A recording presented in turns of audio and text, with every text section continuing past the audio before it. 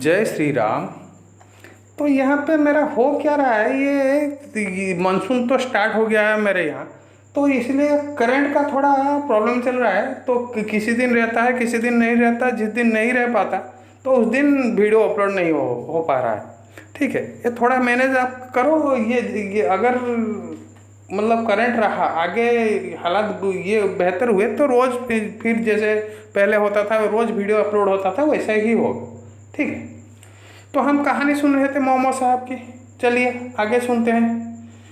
ये हफ्सा की कहानी हम सुन चुके हैं। हफ्सा में 84 मुसलमान वहाँ पे हिजरत करके गए थे, तो वहाँ हफ्सा में बैठ गए। वहाँ का बादशाह वहाँ पे उन लोगों को बसने दिया, उन लोगों को ज़्यादा तकलीफ नहीं हुई। ठीक है, ये सुनने को मिलता है। ये हम आज कहाँ से कहाँ तक सुन रहे हैं? 43 से, वही वीडियो नंबर 3, 43 से 43 मिनट से 52 मिनट तक जो कहानी सुना है, मतलब वहाँ पे जो है वही सुन रहे हैं। ठीक है, तो वहाँ पे तो कुरैश का सब हथकंडा फेल हो गया। फिर ये वहाँ तो हफ्सा में वो बादशाह रहने दिया नज्जाशी। तो यहाँ का मामला हम फिर देखते हैं कि हमजा मोहम्मद साहब के चाचा और उनके रजाई भाई, या तो चाचा कह लो या तो रजाई भाई कह लो। ठीक है, ये हमजा और उमर बिन खत्ताब, वो जो जिसकी बहन फातिमा, ठीक है, जिसका बहन फातिमा थी, तो और उनका शोहर ये इस्लाम कबूल कर चुके थे। वही कल की ये जो कल का जो सुना थे वो इस्लाम कबूल कर लिए। इससे क्या हुआ? इससे ये जो मोहम्मद साहब की पार्टी थी, मतलब एक अल्लाह वाली पार्टी थी, वो थोड़ा स्ट्रॉन्ग हो गई। ठीक है, स्ट्रॉन्ग हो गई। और वो जो मक्का में जो जिसको कुफर कहते हैं, मतलब वैरायटी पार्टी की मिली जुली सरकार, मतलब ये वैरायटी 8, 10, 15, 20 ये बूथों की मिली जुली सरकार, तो वो लोग और कुछ नहीं कर पाए।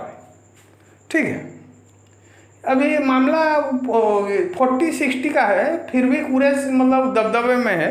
तो अभी फिलहाल यही पॉलिटिकल फाइट चल रहा है। तो आगे सुनते हैं क्या हुआ।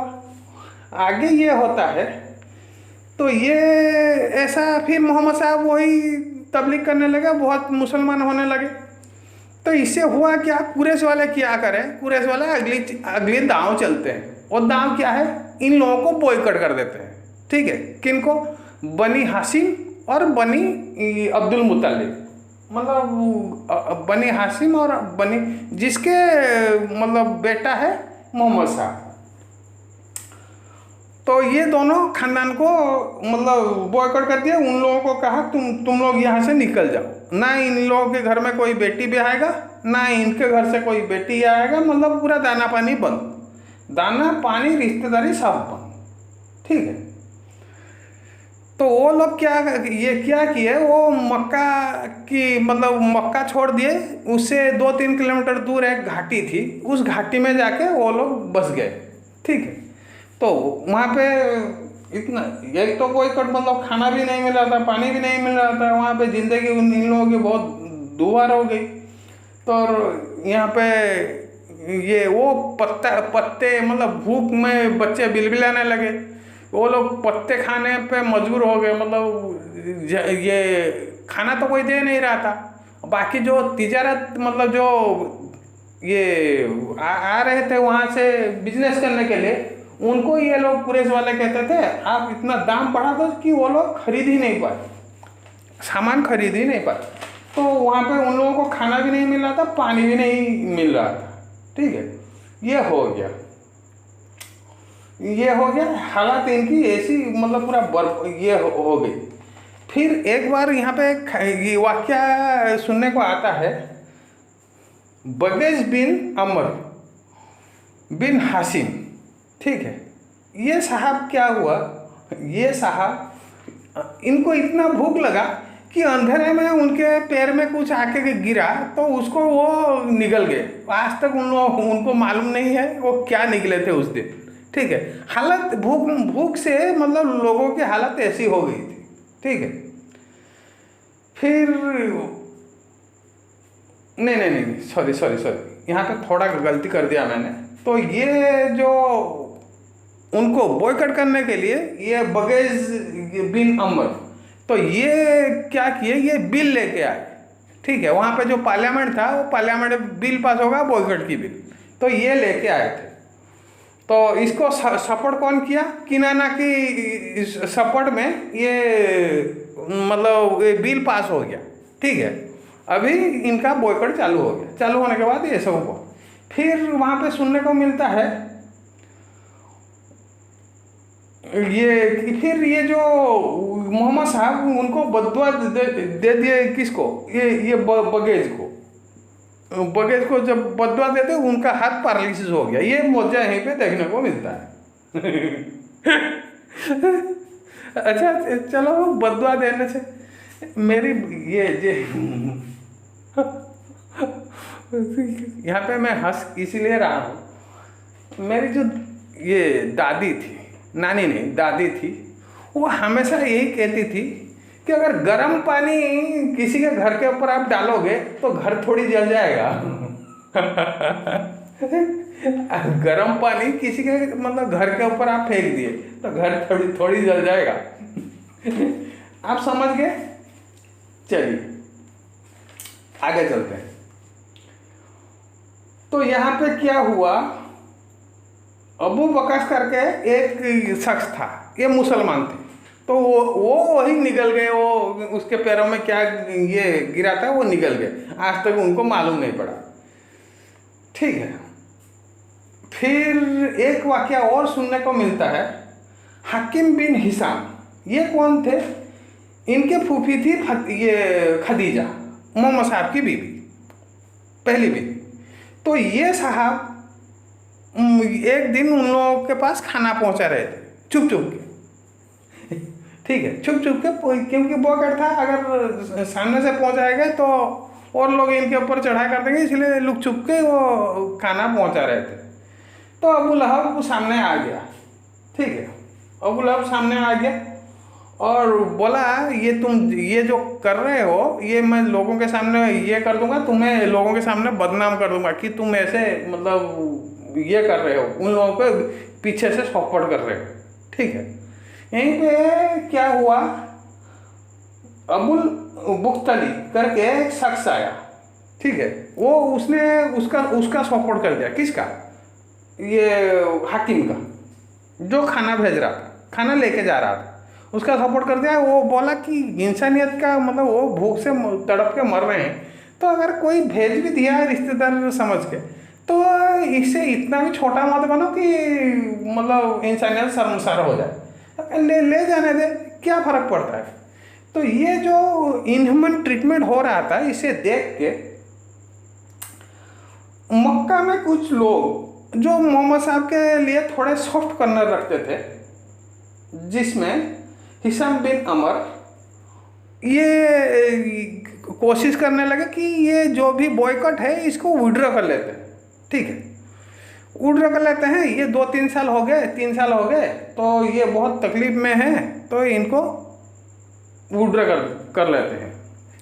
ठीक है, तो उन्होंने ये किस किस को साथ दिया, जोहरे बिन अबी उमैया, मोतिम बिन आदि, जमा बिन असवद, ठीक है, और अबुल मुख्तलिफ बिन हासिम, इन लोगों को साथ ले लिया।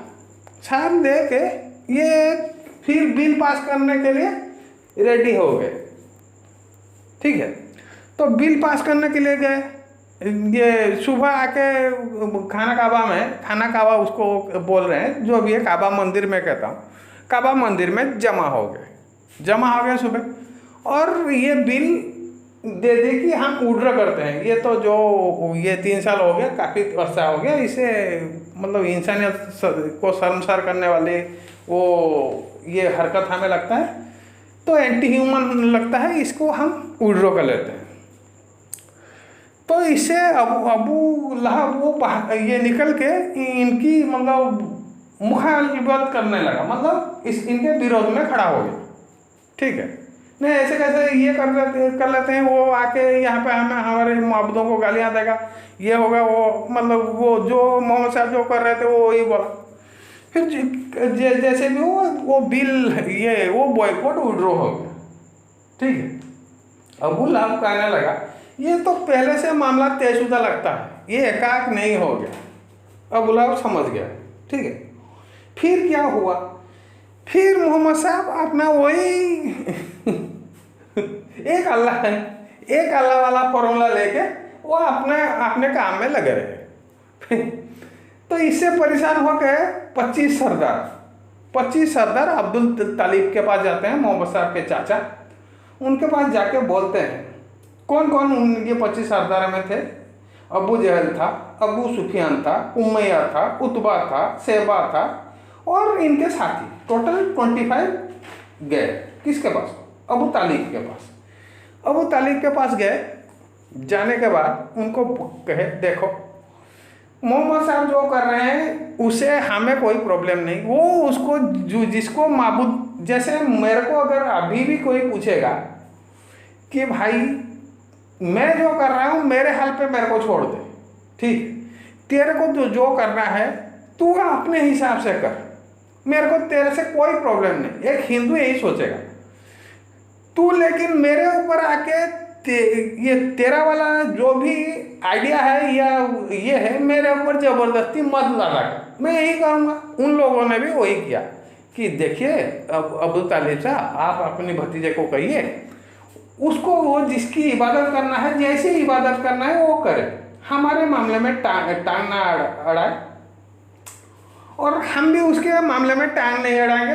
वो चाहे जो करे जो नहीं करे, लेकिन वो उसके दिन में रहे, ठीक है, हम अपने दिन में रहें, ठीक है, ठीक। ये लेके जाके पहुँचे। अबू तालिब फिर मोहम्मद को बुलाते हैं, मोहम्मद साहब को। मोहम्मद साहब आते हैं, आके मोहम्मद साहब का जवाब होता है ला इलाहा इल्लल्लाह, मतलब कोई माबूद और नहीं अल्लाह के सिवा। इससे सुन के वो लोग जो सरदार गए थे वो लोग काफ़ी भड़क गए।